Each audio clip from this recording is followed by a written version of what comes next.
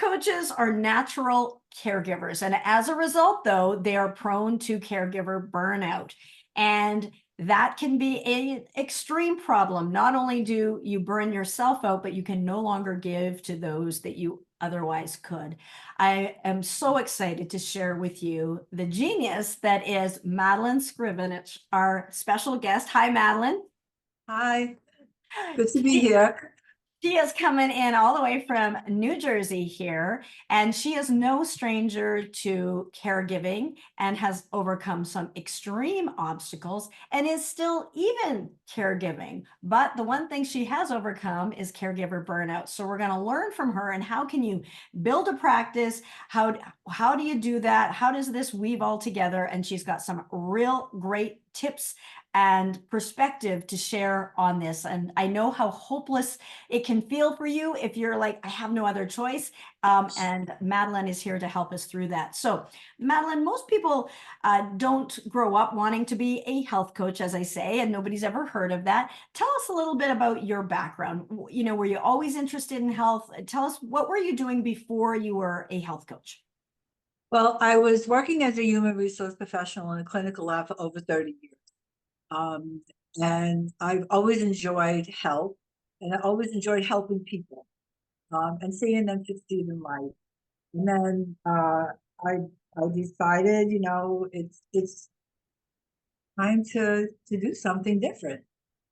So uh, during the during the pandemic, um, uh, my daughter had encouraged me to go to RIN, who she herself was a health coach and a graduate, and said, this is something that you would be really good at. So with all the uncertainties on my job during the pandemic, going sure if it's going to succeed, if it's going to fold, whatever, I really didn't see myself going back to school, but you know what? I did.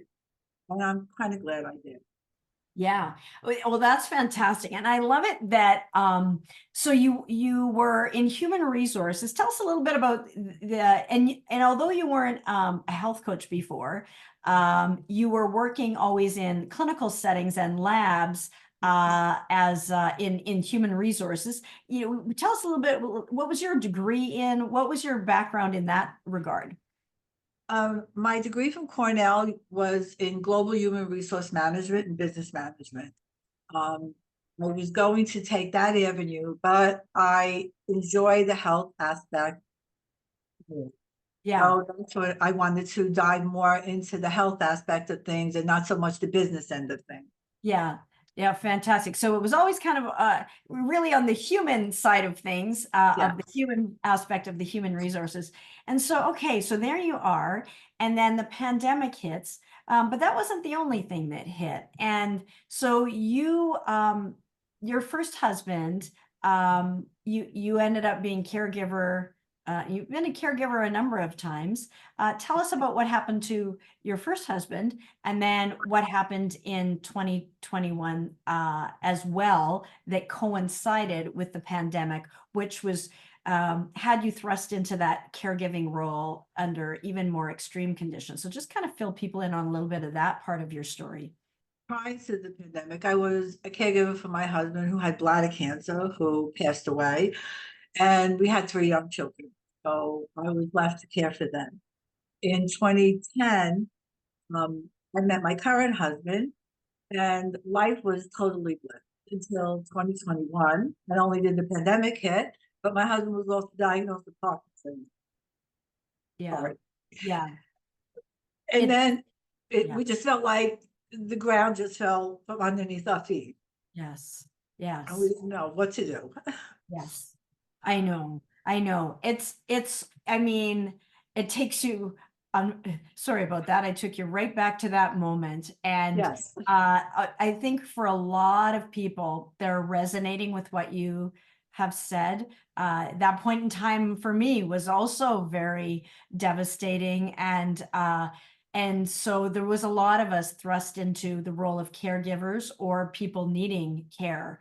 And and your heart just goes out for people for our loved ones and sometimes for ourselves, but we put ourselves on the last of the list. So there you were. So you had this great career. pandemic shook up everybody's career.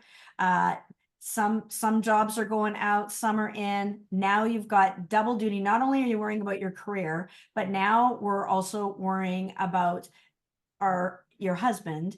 And Yes. so now your daughter was actually a health coach. So Yes. she was an IIN grad, because so most people wouldn't like their first option, you should become a health coach. Right. But she knew how wonderful that experience can be.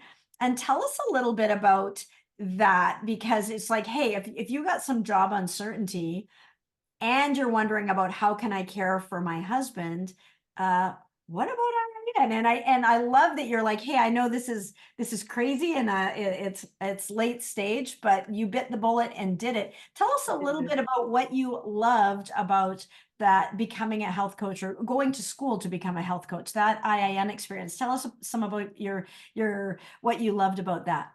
Well, the things that I've learned from IIN was amazing. I just couldn't get enough. I felt like a sponge and I had to soak it all in. I Yeah, wanted to help my husband overcome this disease. yeah, This Parkinson's was horrible.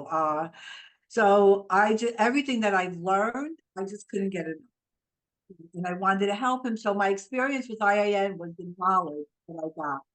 You yeah. know, And you especially loved, I think, Dr. Daniel Amen, who yes, was a speaker there. yes. During my time at IIN, one of the coaches there was Dr. Daniel Amen, and he spoke about brain health. So, of course, now I have my husband who has Parkinson's, and I'm Yeah, learning all about Parkinson's, which is a brain disorder, really. Because the brain doesn't produce the dopamine that you need. I needed to go back and learn more about the brain. yeah. So I took Dr. Amen's course about brain health and became a certified brain health, professional.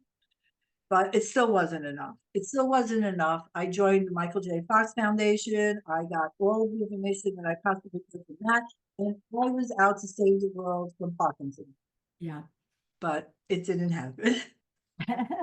Well, it was, it did and it didn't. So there were organizations there that are set up, and also you can help him, but in a roundabout way, by helping yourself. So there are some things, and what Dr. Daniel Amen teaches, and those are very helpful.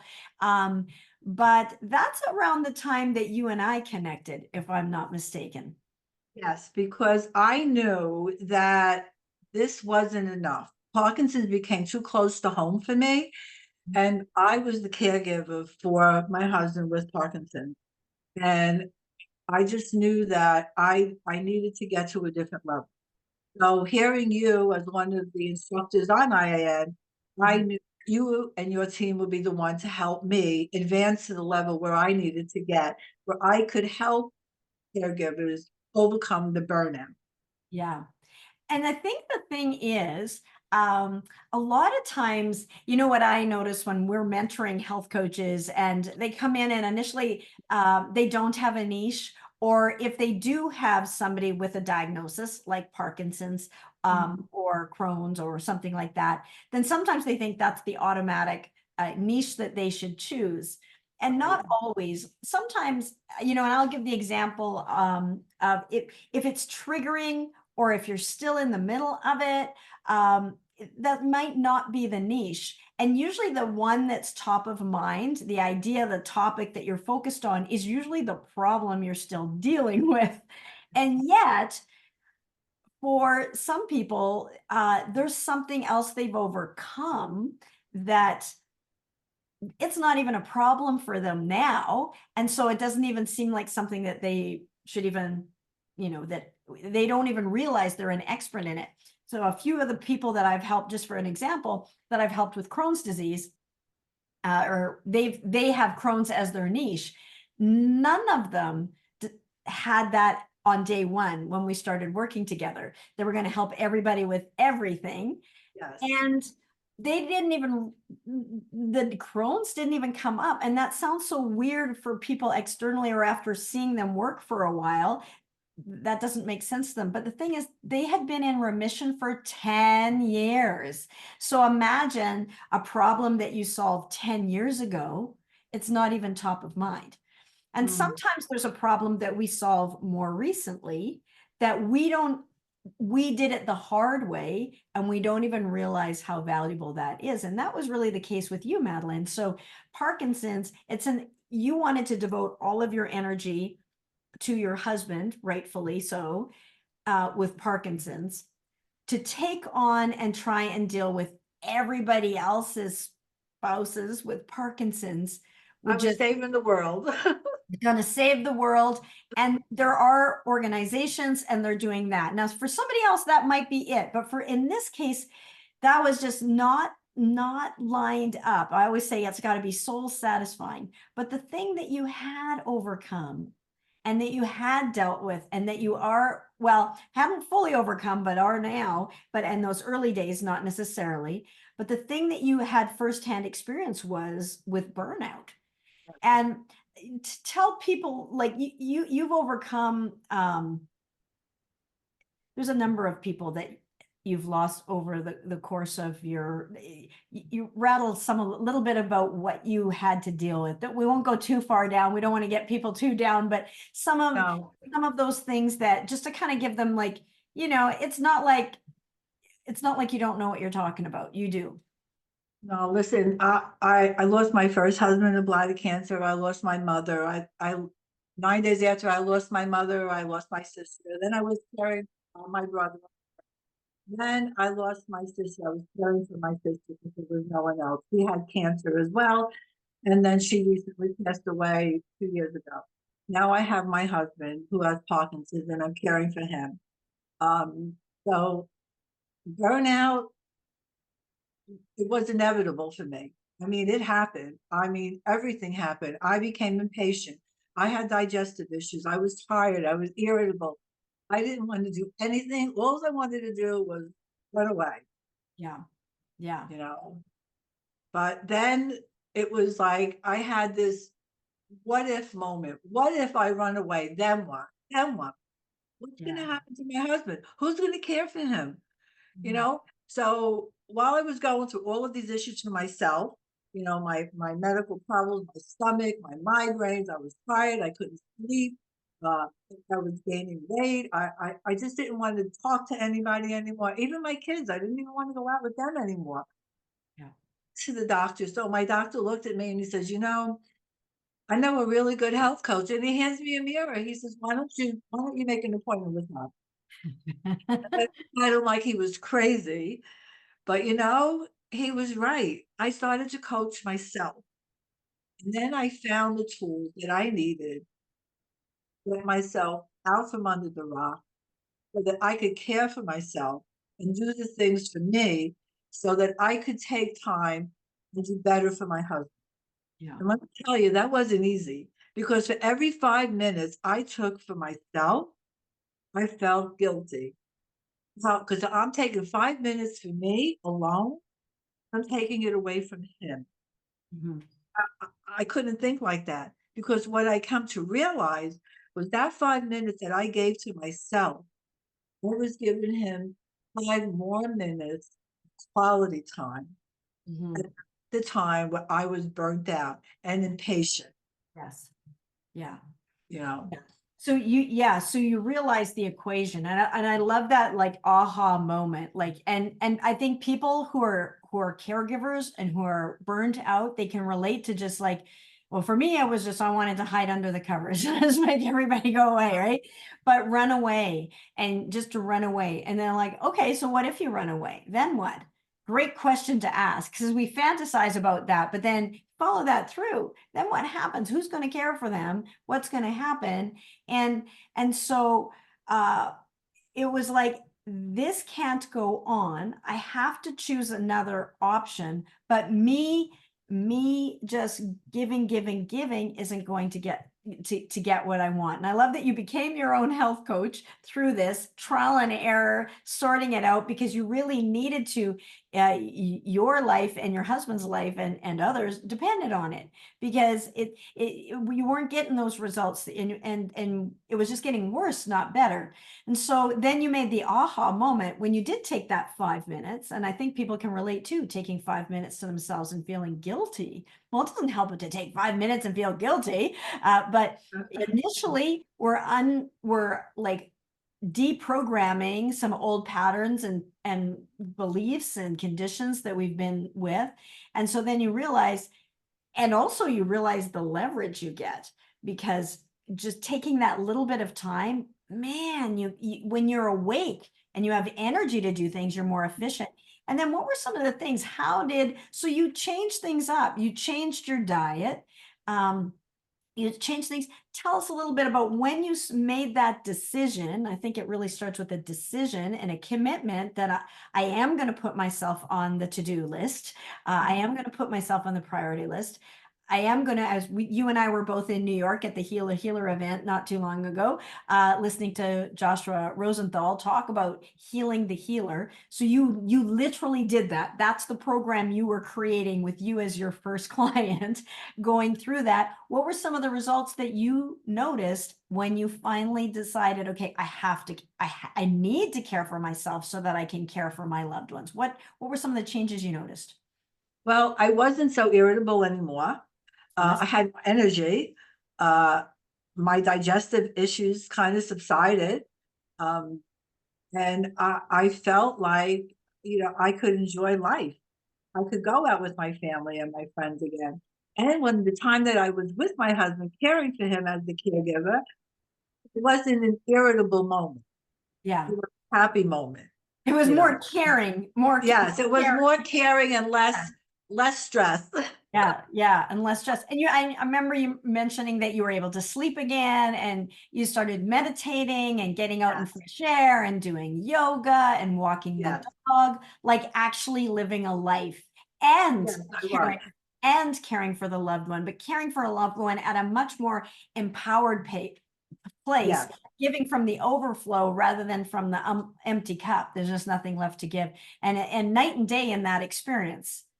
Yeah, so, at night when everyone was settled, Yeah, I took that 10 minutes yeah, before I went to bed, and yeah, I just de-stressed, and yeah. I learned how to breathe. I thought I was breathing my whole life, but I wasn't breathing properly. Yeah, So, I learned how to breathe, and I learned how to meditate yeah, and relax my body so that I could get a good night's sleep. yeah, My daughter, who was also a yoga instructor, gave me some really good moves to help me with the stress, which I practice daily, and it really does help. I take my dog out for long walks and just breathe the fresh air. Maybe when my husband is resting or doing some of his memory books or just even watching TV, I'll just take 10 minutes and walk the dog and get fresh air. I still work. So even at work, during my lunch period, I'll just go out and I'll just look at the river because I work in Brooklyn by the river. I'll just go look at the river and breathe and meditate and just take it all in and calm myself down. I've learned how to eat healthier. I cook healthier, and it's just a good experience. yeah. So caring for myself, I'm able to care for my husband as well, and I'm not stressed anymore, and I'm loving life again. Yes. Well, and I love it because I saw you in New York and we had a great time and you were Yeah. there with your daughter and to be able to travel again and like just Yes. kind of life opens up. So it's not like, so a lot of times people will say, well, if your husband doesn't have Parkinson's anymore, then you can feel better. And when you set up equations like that, gosh, there really isn't any hope. So you have that condition is still there, but your life is completely different. And you can be sitting there, stewing and in your head and feeling justifiably, sorry for yourself, or you can be sitting there looking at the river and being in the moment. And easier said than done, as you say. Initially, you felt guilty if you're taking that time, but that's what you and I recognized. You're an expert at this, and I always say none of us is none of us wants to be an expert in the thing we're an expert at, because we learned it the hard way, and trial and error way. But is that it was really at that moment, I think, that it just the light bulb went off, because I think you're like, well, it looks like I'm supposed to be helping people with Parkinson's. But when we really looked at it, no, no, you're supposed to help the No, caregivers that the have caregiver. spouses who have different, or family members who have different things, or Yes. who is that caregiver persona, who's Joshua said, who's healing the healer, Yeah. who's caring for the caregiver, and that is you. And I know you just feel passionate about that. And then the ripple effect, because when you are able to give so much better to your family, you want to be with them again and all that. So who is it that you help now? What is it that you do now, Madelyn? I help women overcome caregiver burnout so that they could find the joy of life again, and they could find resilience and energy and that zest again, so that when they care for themselves, they find the time to care for themselves. They could also have an enjoyable time caring for the ones that need them. Yeah, excellent. You know? What do you like best about being a health coach? What's your favorite part? I love helping people and seeing them smile and be able to breathe and helping their families come together, and just knowing that they've overcome this small obstacle just makes my heart happy. Yeah. And the bonus in your particular niche of caregiver burnout, helping them overwhelmed with that, is when you heal that caregiver, Healing the you're, family. there's a ripple effect. That's kind of Yes. why I love what I do here, as we help health coaches create their successful, soul satisfying health coaching practices. I know as I help set that health coach up, that they're helping so many people, their clients. So I get that feeling of that like extended ripple, that exponential effect. It's really awesome. What's something that you've learned from working with your clients? Just anything that you've observed in this experience. Well, I had a caregiver come to me who was overweight. And because of the way that she ate and fed her family, she was overweight. Her husband was overweight. The family all got digestive problems. So we started working on her diet to lose weight. And so by the way that she was changing her cooking habits and feeding her family, she lost weight, the husband lost weight, there were no more digestive issues in the family. And she told me that now they're a happier family and they're able to do this. And she's still able to care for the people that need her, and she's not stressed out. So to me, that was a win-win. So Yes, and correct me if I'm wrong. So she comes to you with caregiver burnout, and yes. uh, but she also was overweight and had some digestive issues. She was the one who was responsible for feeding her family, so they were also overweight and had digestive issues, the whole Mhm. family. So as you helped her get her energy back, her clarity, her resilience, her joy back, as you helped her with that, part of the process of that was cleaning up her diet, and she lost weight. About how much weight did she lose? She lost a good 25 pounds. She's got another 5 to go, but she's working on it. Awesome. You So know, lost weight. And then I think you said her husband lost weight. yes, her husband is losing weight. He's in the process of losing weight too, and so are the kids because the kids were starting to get a little chunky too. and You then know, also their digestive issues resolved. So yes. starting here, I love when there's those ripple benefits. You start with this one, people are coming, but when you clean up a diet, all sorts of things improve. I absolutely love that. I've loved that. One of the questions that I often like to ask people when they're an expert in their field now, and expert because you have firsthand experience and you've overcome all of those losses in the family that you mentioned, and caregiving for I mean, your first husband, you were married for like 19 years. My Yeah, first, yes. yeah, and then your current husband too, and it wasn't all caregiving, but but you found yourself in that caregiving role. And so you have overcome some incredible obstacles and overcome caregiver burnout yourself, even while still being a caregiver. That's important because a lot of people think sometimes the only way to overcome caregiver burnout is to stop being a caregiver. But you are a testament to the fact that you can still give care and not sacrifice yourself in the process, and about how important that is. But what would you say is the biggest myth that people have when it comes to caregivers facing burnout? No hope. Don't believe it, because there is. There is hope. You know, all you have to do is find one person to help you, and you could do it. You could overcome anything. You don't believe that there's no hope and that you can't do it, and that it's a challenge that you can never overcome, because you can overcome. Yeah.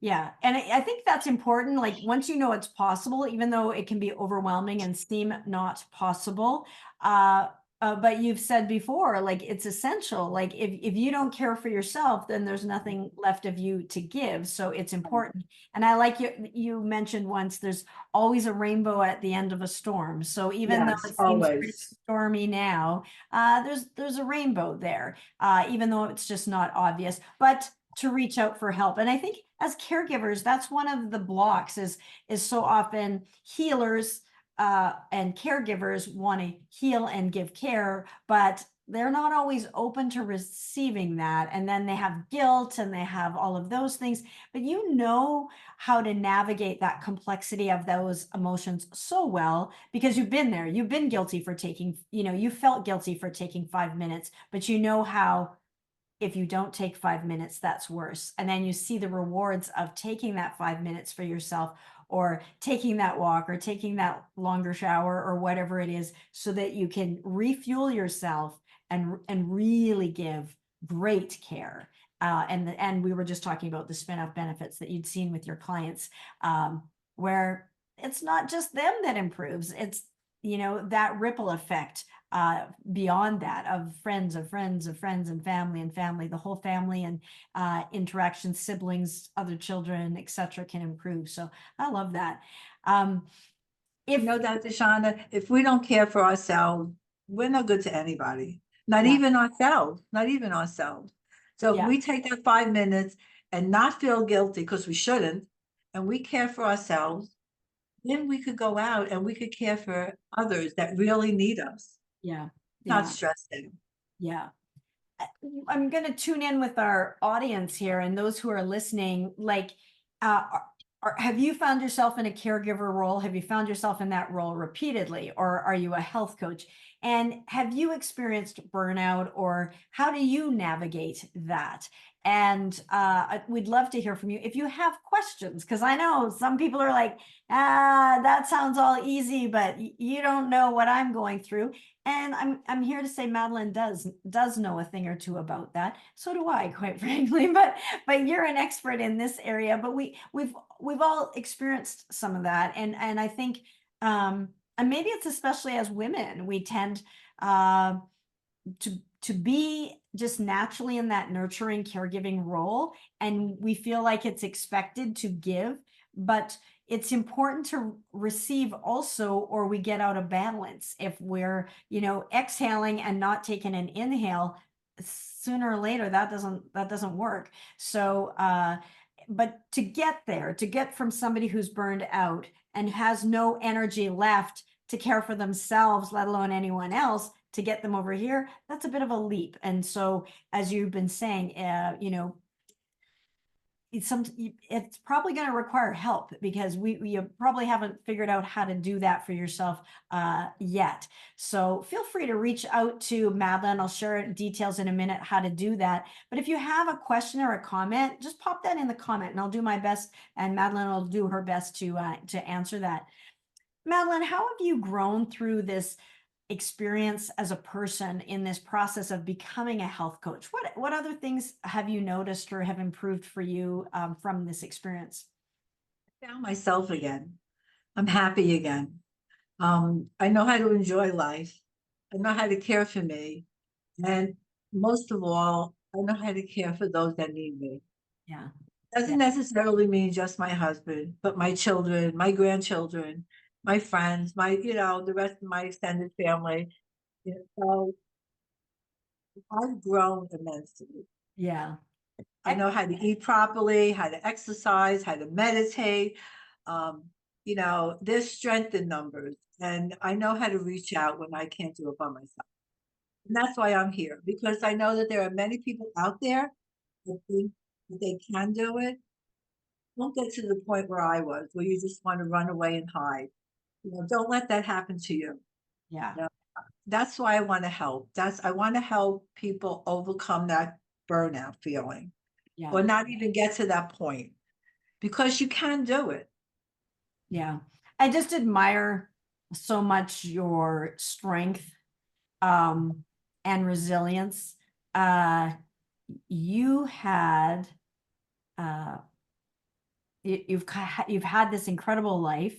Um uh, yes, with some tragedies, but also with tremendous triumphs and love, like many of us. But for you to be in the midst of the storm, in the midst of the storm in the pandemic, and I look at you and um your kids were grown. You have, is it I have 3 children, yes, all three grown, children, all married, successful. successful, married, kids, Mhm. grandkids, and I won't divulge your age, because and no one would believe me if I told them anyways, because you look phenomenal. Um, but for you to say, just to kind of march through the eye of that storm and the pandemic and Parkinson's and like, I'm going to school. Yes, I'm going to Say, school. I and that's, never thought I'd go to school so late in life, I after know. a bomb just fell on me with my Yeah. husband Parkinson's and not knowing if I was gonna have a job, and here I am in school. Yeah, and like when most people are packing up shop and saying, "I'm gonna retire," you're like, "How can I serve? How can I help other people?" Yes. And while you are going through it, it's like, "How can I help now somebody else go through, make it easier?" Because that was not so nice. How can I make it nicer? I've learned some things. How can I help people out? I just so admire that about you, and I think it's what gets chiseled out through all of these hardships and pains. It's what just kind of chisels out that diamond. It really is. Under pressure, right? Under pressure we create the diamond, and that's, we can see that. um I if found you the pot of gold. I you found the did pot of gold at get the the end of the rainbow rainbow. there. I Yes, love that. and I wanna help you find it too. I love that. I love that, Madeline. I love that. If in fact, that's a perfect place to sort of tie this up with a bow. Like if you had, if people are looking at how do I reach out to Madeline, what's the best place for them to connect with you and ask you Um, questions? they can go to my website, evolvehealthcoaching.llc.com.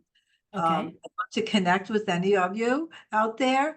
Um, Yeah. Again, don't hesitate, Yeah. and don't be ashamed that you need help.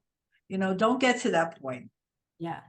If you had to go back and talk to your former self, anything that you'd tell your former self?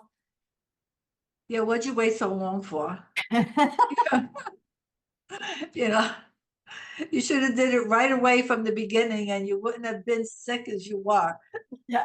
Well, You that, I know, mean, yeah, but very good, very good. And also, the second best time is now, right? The yes, yes, first time was before, but the yes. second best time is now. And that you're not alone, right? And there is You're not alone. people and resources to assist you in your journey. Well, it's been an absolute pleasure.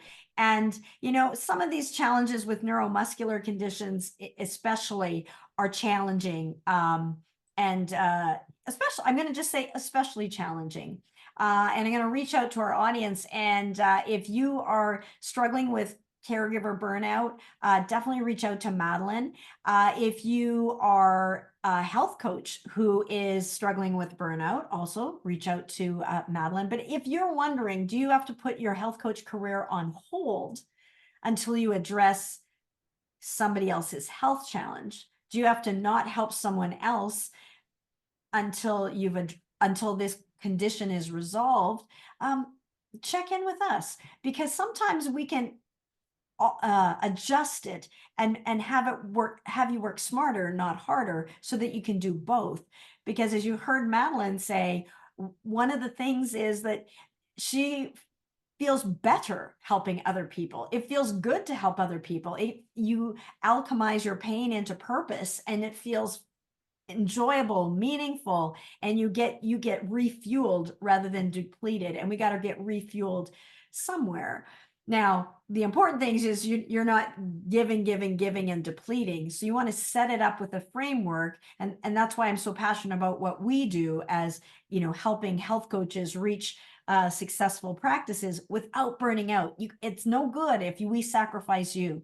So if you know someone who really needs to hear this message, or tap into some of the resources that you'll see in the description, check in with that, either for Madeline or myself. And if you're dealing with somebody who has a neuromuscular condition in particular, like cervical dystonia, tune into the interview I just did with Lisbeth Overton, incredible being. And it's not a common condition, it's rare, but she was able to overcome that despite 7 years of pain, and then turned it around quite quickly when she shifted some things. So relief is often closer than you think, but as I always say, be good for you, because if you're not good for you, you really can't serve others. I want to thank you very much, Madeline, for being here. We so appreciate you. Oh, thank you, Dr. Shaunna. You're amazing. Well, with that, have a fantastic week, everybody, and be good for you.